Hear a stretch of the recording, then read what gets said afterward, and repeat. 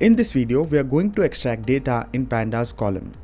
To get the code for this use case, go to kandi.openweaver.com. In this case, search for data extraction in Pandas column operations. Hit find to see all the available code snippets. We'll go with the top result. Now this use case requires the Pandas library to function. So before going ahead, make sure that you have this library. If not, get it from kandi. The dependent library is available right above the code. You can copy the install script in single click. Let's get back to our code. Copy the code in a single click from here. Go to the IDE and paste the code. Now let's take a look at the code. In this code, we create a sample data frame with columns for name, gender, and age. We then use Boolean indexing to create two separate data frames, one for males and one for females.